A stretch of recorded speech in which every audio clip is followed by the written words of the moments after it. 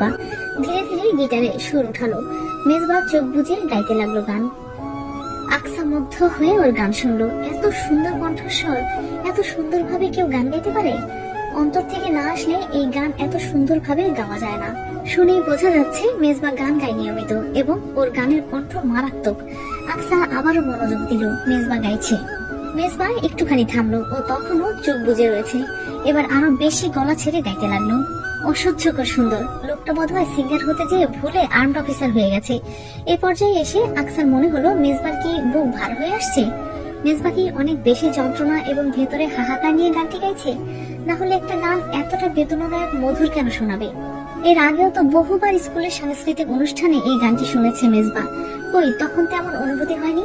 হঠাৎ করে আকসা বোধ করলো গানটি আজ অনেক কথা বলে দিতে চাইছে, যেন যেন মেজবার ভেতরকার যন্ত্রণা উপলব্ধি করাতে চাচ্ছে। মনে হচ্ছে যেন মেজবার জীবনে অনেক সংগ্রাম, অনেক বেশি হাহাকার। মানুষ কি তার জীবনের সকল দুঃখ, কষ্ট, যন্ত্রণা গানের মাধ্যমে উন্মুক্ত করে দিতে পারে? আকসার বাসায় আজ কলি এসেছে। হঠাৎ কলিকে নিজ বাড়িতে বলা নেই কোয়া নেই উপস্থিত হতে দেখে আকসা বেশ অবাক হলো। ওকে সোফায় টেনে বসে জিজ্ঞেস করলো, তুই হঠাৎ কেন আসতে পারি না? অবশ্যই আসতে পারিস, কিন্তু না বলে করে তো আসিস না কখনো। তাছাড়াও তোকে তো দূরবীন দিয়েও সহজে খুঁজে পাওয়া যায় না, তাই এমন আচানক দেখে অবাক হলাম। কলি বলল, আসলে আন্টি আমাকে ডেকেছে। আন্টি ডেকেছে মানে? আম্মু কেন তোকে ডাকবে?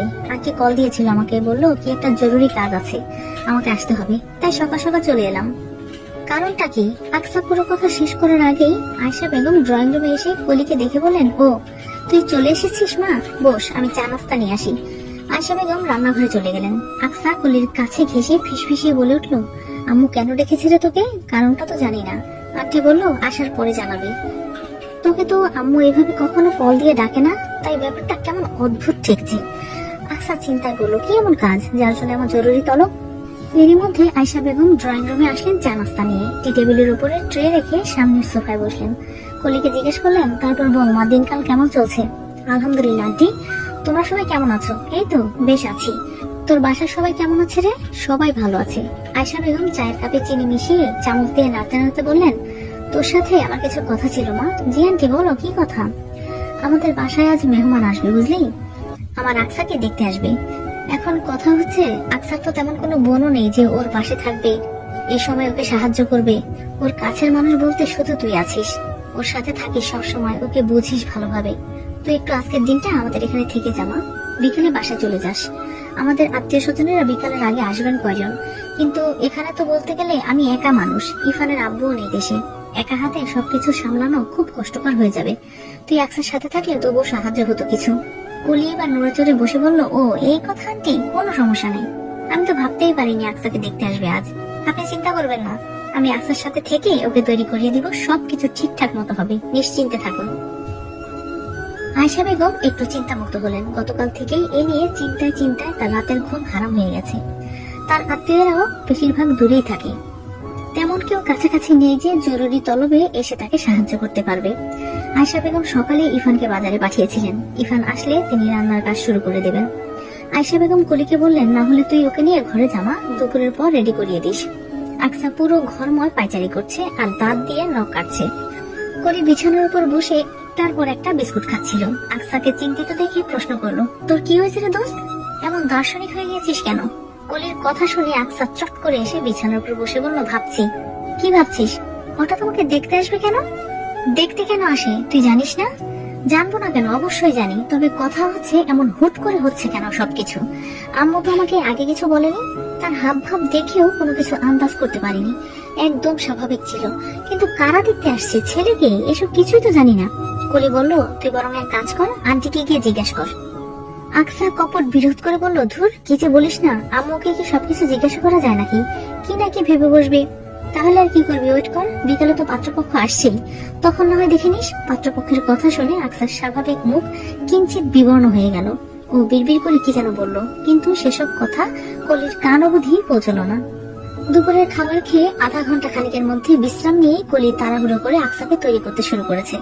এমনিতে আকসা নিজেই খুব ভালো শাড়ি পরতে পারে, তবে আজ কলি ওকে শাড়ি পরতে সাহায্য করলো। তাড়াহুড়ো করা হচ্ছে খুব, মেহমান নাকি আর আধ ঘন্টার মধ্যে চলে আসবে। আকসা দাঁড়িয়ে ছিল, কলি ও শাড়ির কুচি ঠিক করে দিচ্ছিল বসে বসে। তখন ইরফান বাইরে থেকে দরজায় নক করলো। ভাইকে দেখে আকসা ভেতরে আসতে বলল। ইরফান ভেতরে প্রবেশ করতেই দেখলো ওর হাতে একটা বেলি ফুলের খোপার গাছটা। সাধারণত ইরফান প্রায়ই তার ছোট বোনকে ফুল কিনে দেয়, মানুষ প্রেমিকের কাছ থেকে ফুল পাওয়ার জন্য ছটফট করে। এদিকে আকসা তার ভাইয়ের নিকট হতে ফুল পাওয়ার জন্য মুখিয়ে থাকে। অন্যদিন ফুল দেখলে খুব বেশি উচ্ছ্বাসিত হতো ও, চট করে ভাইকে জড়িয়ে ধরে আই লাভ ইউ ভাইয়া বলে দিত।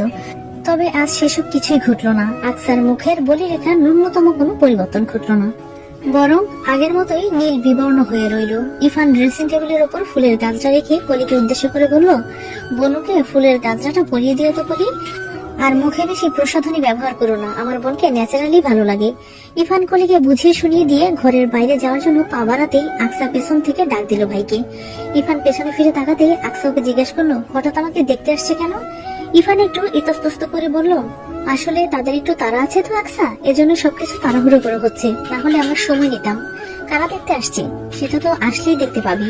ইরফানের ঠোঁটের কোণে মুচকি হাসি, বোঝা গেল ও এখনই কিছু বলতে চাইছে না, তবে এই বিষয়টা নিয়ে ভীষণ খুশি। তখন ইরফানের ফোন বেজে উঠলো।